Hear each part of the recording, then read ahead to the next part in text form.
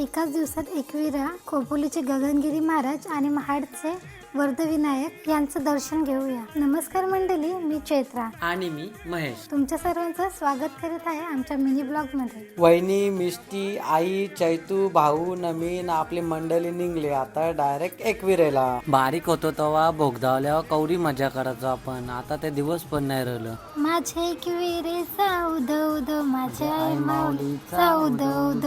Finally पोहोचलो एकविरेला, तो पण आपल्या फॅमिली सोबत। विषय आहे का, नाश्ता करूया नाश्ता आहे। आम्ही सगळे नाश्ता करायला बसल्यावर ना मिष्टीला एकटीलाच फक्त थंड लागते। आई माऊलीच्या पायथ्याला माथा टेकून आम्ही चाललो आई माऊलीच्या दर्शनाला। मिष्टीचा आवडता विषय म्हणजे बँड, मला लगेच तिला नाचू सुटते।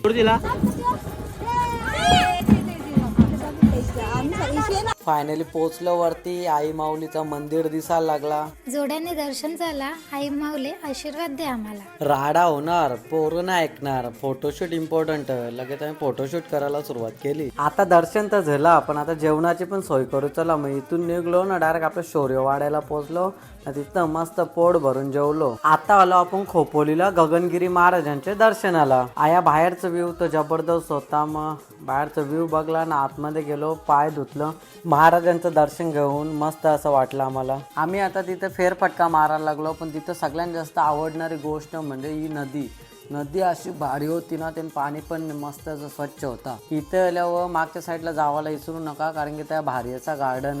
आता आपण आलोत मडला श्री वरदविनायकच्या दर्शनासाठी। बाहेरच्या साईडला तुम्हाला असे छोटे मोठे स्टॉल दिसतील, तिथे तुम्हाला नाश्ता वगैरे आणि बऱ्याच काही गोष्टी भेटतील। मंदिरात आतमध्ये गेलो, गर्दी काही जास्त नव्हती, लगेच आमचं दर्शन झालं, मस्त असं वाटलं इथे गणपती बाप्पाचं दर्शन घेऊन। मग आजची व्हिडिओ कशी वाटली तुम्हाला, फॅमिली सोबतची व्हिडिओ आवडली असेल तर मग लाईक, कमेंट, शेअर होऊन जाऊन दे। तोपर्यंत tata, bye bye, take care.